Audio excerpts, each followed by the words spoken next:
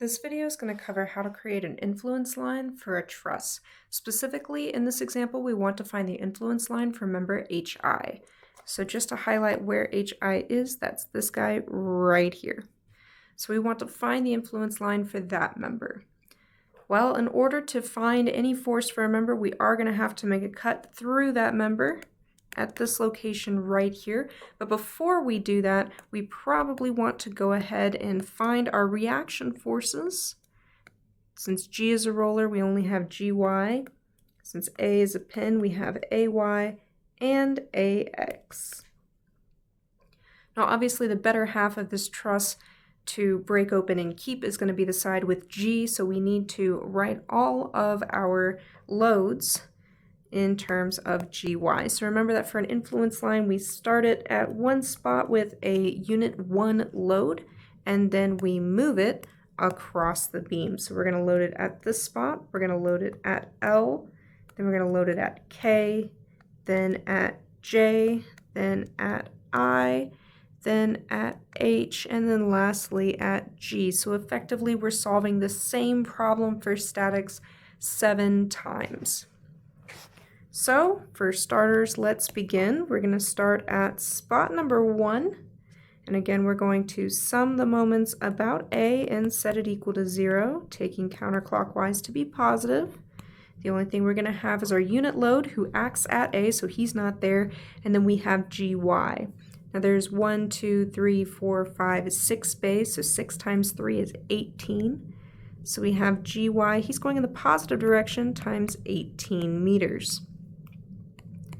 This gives us GY is equal to 0 because he's the only guy here in the equation. So next what we're going to do is we're going to unload our truss from this spot and we're going to reload it at spot number 2. So we're going to put our force right there instead. So moving right along, we have at spot 2, again if we sum the moments about A and set it equal to 0, counterclockwise is positive, we're going to have still GY times 18. He's going in the positive direction, and we also have minus 1 times a distance of 3 meters. He's going in the opposite direction. So what we're going to find is that GY is equal to 0.167. And continuing along, we're going to subtract off that point load and put him at our next spot, spot 3 here. So at spot 3, again we're going to sum the moments about A, set it equal to 0.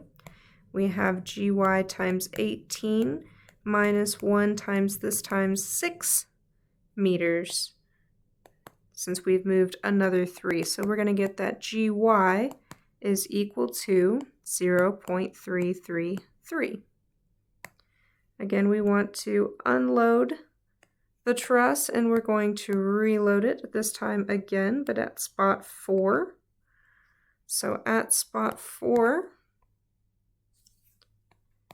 again, we're going to sum the moments about A and set it equal to 0. We still have GY times 18, and our load has moved another 3 meters, so we're up to 9. So GY is equal to 0.5. He's halfway there. Again, we're going to unload our truss, and we're going to reload it. This time at spot 5, we're going to put our 1 load there. So at spot 5, GY, we're going to sum the moments about A, set it equal to 0, taking counterclockwise to be positive. GY again times 18, 1 has moved another 3 meters, so minus 1 times 12. GY is going to equal 0.667. Once more, we're going to unload that member there, and we're going to reload it, this time over at H, spot number 6. So at spot number 6, we're going to sum the moments about A, set it equal to 0. Again, same equation, GY times 18, he's never moved, minus 1 now times 15, and we get that gy is equal to 0.833. And lastly, one more time, we're going to unload that member, and we're going to reload this member over at spot 7. So again, we have just solved this problem, this statics problem, 7 times now. Again, at spot 7, we're going to sum the moments about A, set it equal to 0. Gy is times 18, and we have our point load also at 18 meters, which makes gy equal to 1. So we've done all this just so that we can find what gy is. Now we actually want to make our cut. And once we make our cut, we're going to have to start all over again. So we are going to cut our truss here. Off to the side, we've got our truss. Again, he's 3 meters wide, he's 4 meters tall. We have our horizontal, our angle, and our horizontal. And we've got gy over here. So these internal forces that we have force EF. We have the diagonal here, force Fi, and the horizontal at the top, force Hi, the guy we actually care about. So what I want to do now, I have 3 unknowns in here, since I technically know gy at every single spot. Remember that in this free body diagram, only spot 6 and spot 7 are going to show up. The rest of the time, our little point load is not going to appear. And what we're going to do is eliminate the forces that we don't want. So we're going to take the moment about joint F. This is joint F. So if we sum the moments about joint F and set it equal to 0, we're going to be finding what force Hi actually is. And again, we're going to do this at each one of those spots. So at spot number 1, if we sum the moments about F, sum the moments about F and set it equal to 0, taking counterclockwise to be positive, we're going to find that just from this free body diagram that we have force Hi times a distance of 4 meters, plus, these are both going in the positive direction, we have gy times 3. Now remember that at spot 1, we're keeping him over here on the left side as close as possible. Gy is 0. So I'll try to scooch this over to keep it all on the same page as much as we can here. We're going to find that Fhi is also equal to 0, since, well, gy is 0, and that's the only other dude who's in our equation. So at spot 2, if we sum the moments about F and set it equal to 0, again, same equation, Fhi times 4 plus gy times 3. Again, this time gy is equal to 0.167. So when we plug that in, we get that Fhi is equal to negative 0.125. Got a little squishy, sorry about that. At spot 3, we sum the moments about F, set it equal to 0, taking counterclockwise to be positive. Same equation, Fhi times a distance of 4 plus gy times a distance of 3. Remember, our equation's not changing because our load is not appearing. Yes, technically at every step of the way, we are moving that point load to a new spot, first here, then here, now here, but we haven't quite made it to the point where he appears on our little free body diagram.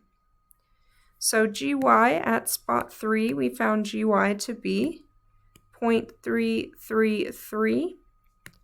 So we're going to find that force HI is equal to negative 0.25. And at spot 4, if we sum the moments about F and set it equal to 0, taking counterclockwise to be positive, we have force HI times 4 plus GY times 3. GY at spot 4 was 0.5. So we're going to get that force HI is equal to negative 0.375. It's kind of going up in eighths if you can't tell. At spot 5, we're summing the moments about F again. 5 is still not on our free body diagram. So our equation is still the same. Force HI times 4 plus GY times 3, this time GY, is 0.667. So we get that force HI is equal to negative 0.5. At spot 6, he's finally made it to our diagram. Yes, we're loading him right there, which is acting in line with F. So he actually didn't change our equation at all. The moment at F is still going to be force HI times 4 plus GY times 3. So that didn't change in the slightest this time. GY is 0.833. So force HI is equal to negative 0.675. And lastly, as we unload it and load it one more time at spot 7, he does appear finally in our equation at spot 7. If we sum the moments about F and set it equal to 0, we have force HI times 4 plus GY times 3 minus our one load also times 3, and GY is 1. So we have 1 times 3 minus 1 times 3, meaning that force HI is equal to 0. So he went down, down, down to down, and then back up to 0. So let's draw that influence line for our truss. So again, every 3 meters here, we're going to have a spot that we found. So that's 3. We've got 6. 9. 12. 15. And 18, which is probably not anywhere near to scale. But this is the influence line for HI. And just to remind ourselves what those values were, you know what, maybe we should go draw this influence line somewhere closer to where we were. So we said at the beginning we have a 0. At the end we have a 0. And our biggest negative is 0.675 down here, so negative 0.675. And every step of the way it is going to 1/8. So technically it's going to look something